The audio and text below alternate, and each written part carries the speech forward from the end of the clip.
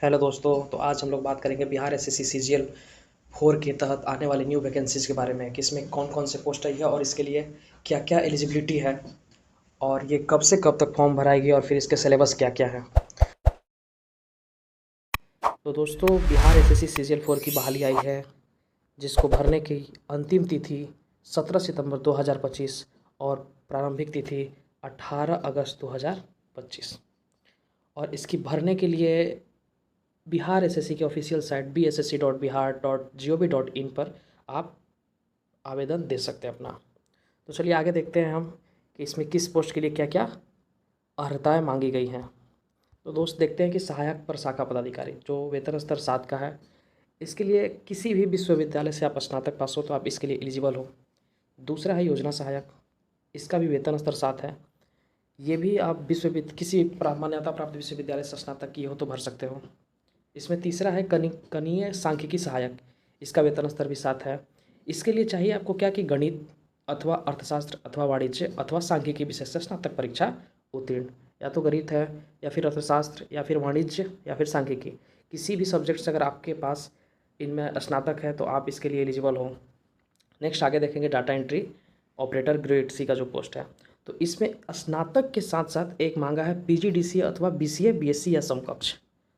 तो आपके पास स्नातक के साथ एक डिग्री चाहिए जो पीजीडीसीए अथवा बीसीए या बीएससी आईटी के समकक्ष हो। तो दोस्तों आगे हम देखते हैं कि नेक्स्ट पोस्ट हमारा कौन सा है। तो आगे हम देखेंगे कि अंकेक्षक पोस्ट है जो वित्त विभाग के अंतर्गत आता है निदेशालय में। इसके लिए क्या क्या सब्जेक्ट अगर आपके पास है ग्रेजुएशन में तो आप भर सकते हो। तो वाणिज्य होना चाहिए, अर्थशास्त्र होना चाहिए, सांख्यिकी होना चाहिए अथवा गणित में से किसी एक विषय में मान्यता प्राप्त विश्वविद्यालय से स्नातक डिग्री होना चाहिए आपको। इसमें सबसे मुख्य बात यह है कि ये सारे सब्जेक्ट जो ऊपर में दिया है वाणिज्य, अर्थशास्त्र, सांख्यिकी अथवा गणित, ये आपके सब्सिडरी पेपर भी है, फिर भी आप इसके लिए एलिजिबल हैं। अगला पोस्ट है अंकेक्षक जो कि सहकारिता विभाग के अंतर्गत सहयोग समितियाँ का पोस्ट है। इसका वेतन स्तर 5 है, ऊपर वाले का भी 5 ही वेतन स्तर था। इसमें मांग रहा है कि किसी भी प्राप्त विश्वविद्यालय से अगर आपके पास स्नातक हो गणित या कॉमर्स के साथ तो आप इसके लिए एलिजिबल हो दोस्त। तो आगे देखते हैं कि इसमें जो अध्याची विभाग द्वारा रिक्तियाँ की विवरणी क्या है। तो इसमें देखेंगे कि सहायक प्रशाखा पदाधिकारी, इसमें टोटल रिक्तियाँ हैं आपका 1064, जिसमें महिलाओं की 368 सीट आरक्षित है। अगला पोस्ट है योजना सहायक। योजना सहायक में क्या है कि आपका टोटल सीट है 88 और इसमें महिलाओं का आरक्षण कितना है 30। आपको पता होना चाहिए कि बिहार में 35% 36 आरक्षण है महिलाओं का, ये आरक्षित पद होते हैं। अगला है हमारे पास कनीय सांख्यिकी सहायक पोस्ट, इसका टोटल पोस्ट है 5, इसमें महिलाओं के लिए एक भी पोस्ट आरक्षित नहीं है। नेक्स्ट हम देखेंगे डाटा एंट्री ऑपरेटर जो ग्रेड सी का पोस्ट है। तो डाटा एंट्री ऑपरेटर जो ग्रेड सी का पोस्ट है दोस्तों, तो इसमें क्या है कि एक पोस्ट मात्र दिया गया है, मात्र एक पोस्ट। और अगला है अंकेक्षक जो वित्त विभाग के अंतर्गत आएगा अंकेक्षण निदेशालय में, इसमें टोटल पोस्ट है 125, जिसमें महिलाओं का आरक्षित है 44। अगला है अंकेक्षक सहयोग समितियाँ जो सहकारिता विभाग के अंतर्गत आएगा, टोटल पोस्ट 198, जिसमें 68 महिलाओं के लिए आरक्षित है। तो दोस्तों इसमें टोटल पदों की संख्या 1481 है, जिसमें महिलाओं के लिए आरक्षित है 510। अब आगे हम देखेंगे कि हाँ, इसमें एक चीज़ और आपको बताना चाहेंगे कि राज्य के मूल निवासी बेंचमार्क दिव्यांगजन मात्र को ही 36 आरक्षण अनुमान है। जो राज्य के मूल निवासी है बेंचमार्क जो दिव्यांगजन, उसी को 36 आरक्षण अनुमान है इसमें।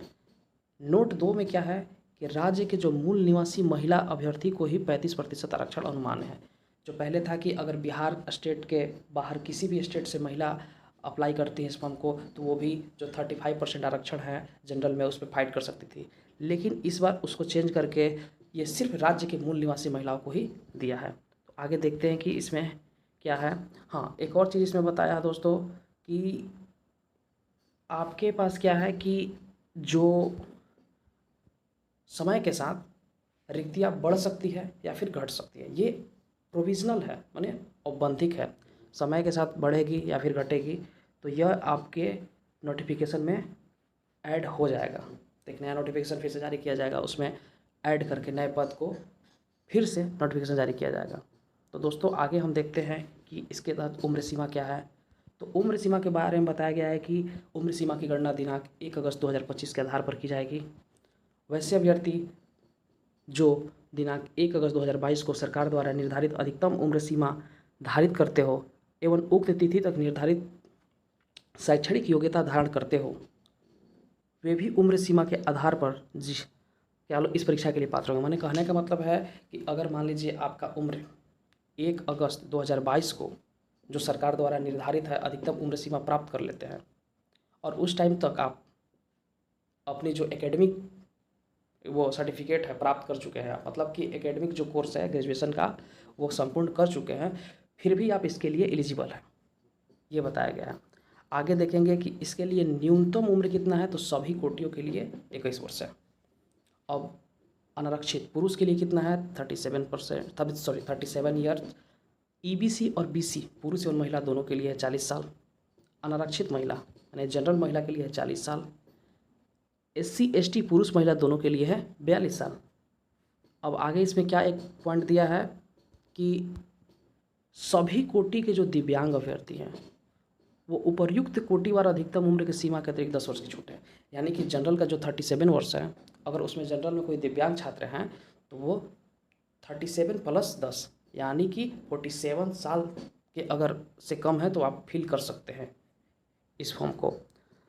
एक चीज़ और आयोग द्वारा क्लियर बात कही गई है कि जो आपकी उम्मीदवार की जन्म तिथि है वो मैट्रिकुलेशन या समतुल्य प्रमाण पत्र में अंकित जो है उसी को माने की जाएगी। ऐसा नहीं कि आपके मैट्रिक में कुछ और है, ग्रेजुएशन में कुछ और है तो ग्रेजुएशन आप दे दिए, नहीं, जो मैट्रिक में है उसी को वैलिड माना जाएगा। तो आगे आइए देखते हैं। हाँ, एक चीज़ इसमें और आप देख सकते हैं क्या कि पहले क्या था कि जो कार्मिक एवं प्रशासनिक सुधार विभाग है उसका एक संकल्प संख्या था 6519 दिनांक 10 सितंबर 2003 के आलोक में इस परीक्षा में बैठने के लिए अवसरों की सीमा समाप्त कर दी गई है। लेकिन बिहार सरकार के सरकारी सेवकों को प्रतियोगिता परीक्षा में शामिल हेतु निम्न प्रदान किया गया है। क्या कहा गया है कि पूरी सेवा अवधि में आयोग द्वारा आयोजित प्रतियोगी परीक्षाओं में सम्मिलित होने के लिए अलग अलग अधिकतम कुल 5 अवसर ही अनुमान है। यानी कि आप बिहार सरकार के अंतर्गत किसी भी पोस्ट पे कार्यरत हैं प्रॉपर सरकारी वे में, तो आप मैक्सिमम आपको 5 अवसर दिए जाएंगे, कुल 5 अवसर। अब आइए आगे क्या है। अब हम देखेंगे कि आगे इसमें बोल रहा है कि 5 अवसरों की गणना संकल्प निर्गत होने की तिथि से बाद प्रारंभ है। यानी कि आप संकल्प जारी होने से पहले आप फॉर्म को 5 बार भर दिए, तो ऐसा नहीं है कि आप नेक्स्ट वाला जो फॉर्म है संकल्प जारी होने के बाद नहीं भर पाएंगे, नहीं, संकल्प जारी होने के बाद आपका 5 बार होना चाहिए काउंट। अब इसमें क्या कहा है आगे कि बिहार सरकार के सरकारी सेवकों को प्रतियोगिता परीक्षाओं में भाग लेने के लिए नियमित नियुक्ति हेतु निर्धारित अधिकतम आयु सीमा में 5 वर्ष की छूट पूर्वोत्तर अनुमान होगी। यानी आप बिहार सरकार के सरकारी सेवक हैं और परीक्षा में भाग लेने के लिए नियमित नियुक्ति हेतु और निर्धारित अधिकतम आयु सीमा में 5 वर्ष की छूट आपको दी जा सकेगी।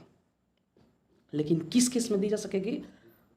अगर आपके द्वारा अधिकतम 5 अवसरों का उपयोग नहीं किया गया है तो।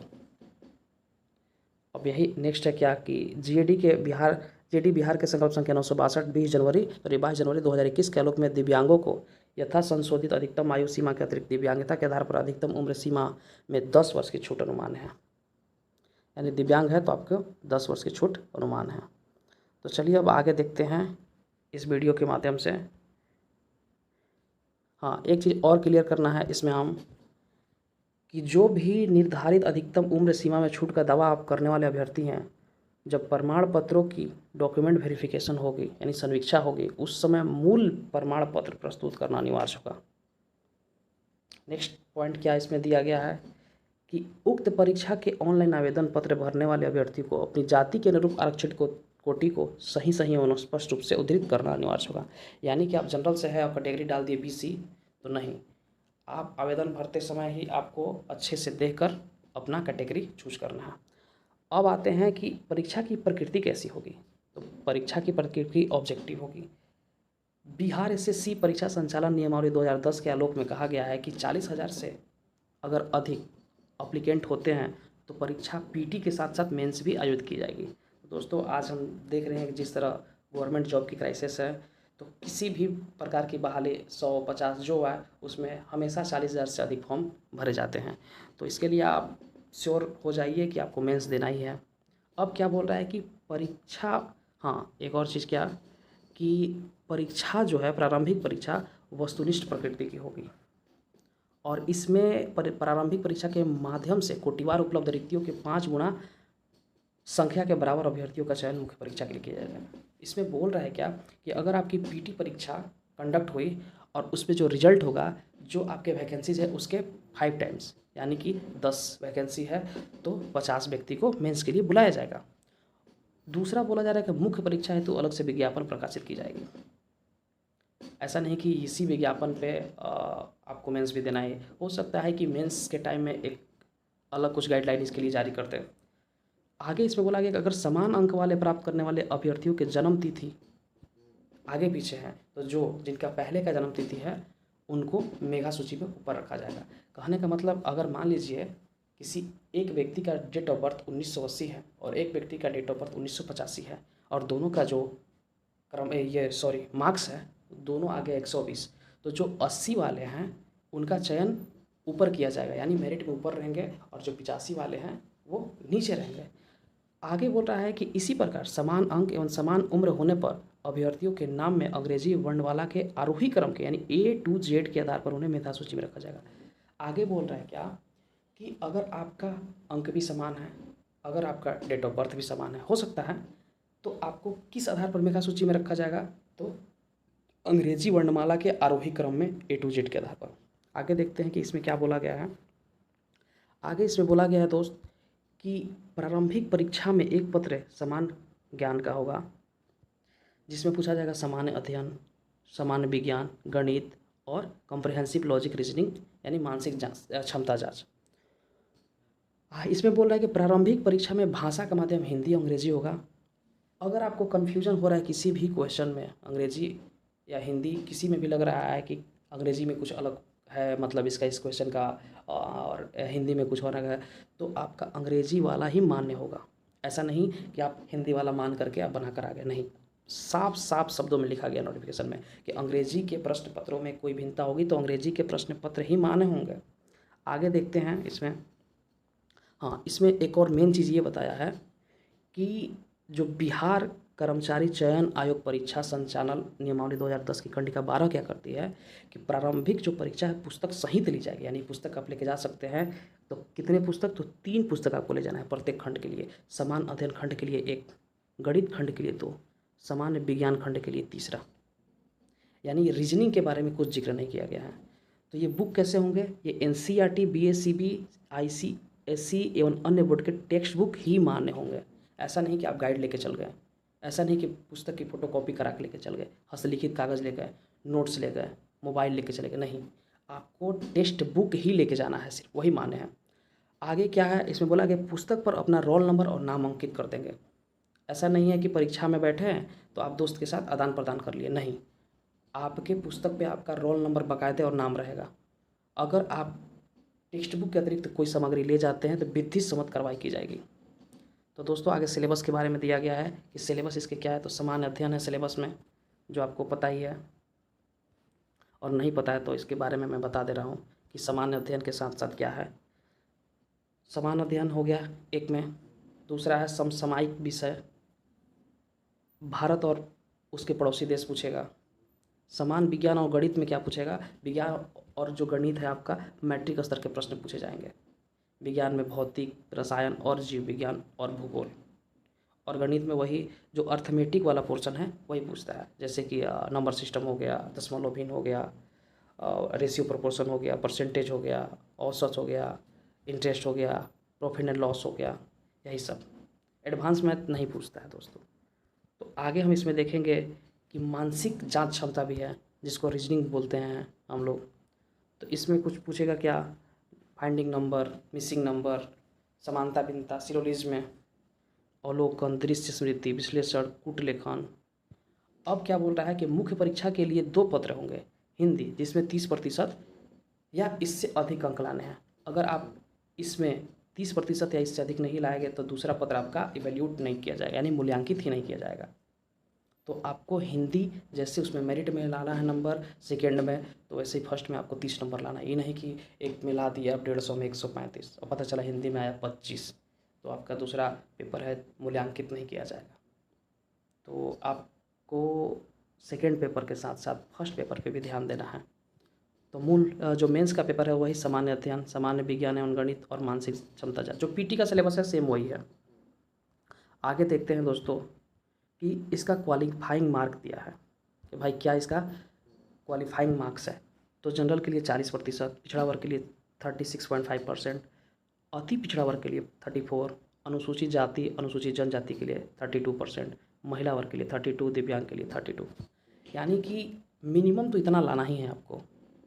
खैर ये मतलब कहने की चीज़ है, सबका लमसम इतना आता है।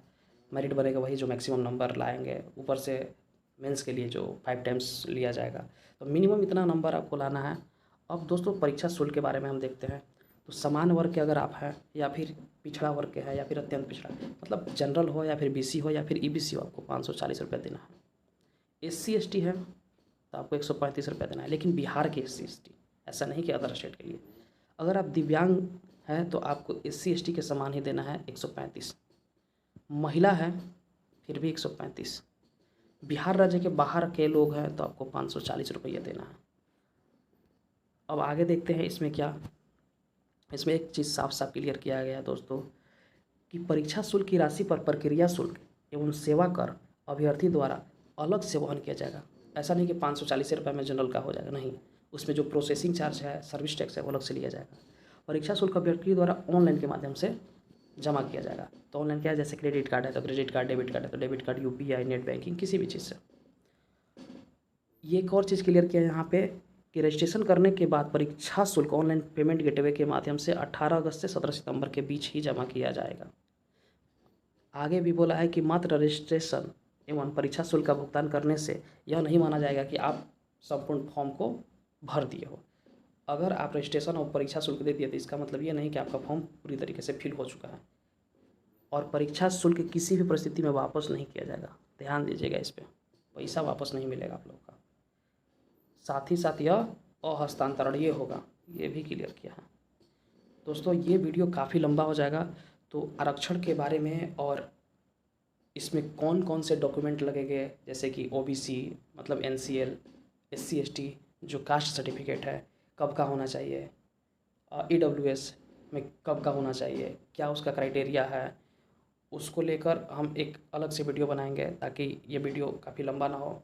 और बिहार एसएससी सीजीएल 4 के बारे में आगे की रणनीति को भी इस चैनल के माध्यम से हम आप लोगों के बीच रखेंगे कि कैसे आखिर इसको हम क्रैक करें। बहुत इजी सिलेबस है बिहार एसएससी सीजीएल का, आप सोच भी नहीं सकते हैं। बहुत ही इजी सिलेबस, आप इतना इजी सिलेबस है इसका कि आप समझ रहे हैं कि 4 मैक्सिमम, अगर बेसिक आपका कुछ कंसेप्ट क्लियर है तो 4 से 5 घंटा समय दे के प्रॉपर आप इसको क्रैक कर सकते हैं। और जैसे मैं खुद किया हूँ बिहार एसएससी 3rd सीजीएल में, मात्र 4 से 5 घंटा पर डे समय देकर 4th रैंक लाकर अभी एएसओ के पद पर कार्यरत हूँ। तो दोस्तों मिलते हैं नेक्स्ट वीडियो में आप लोगों के साथ, तब तक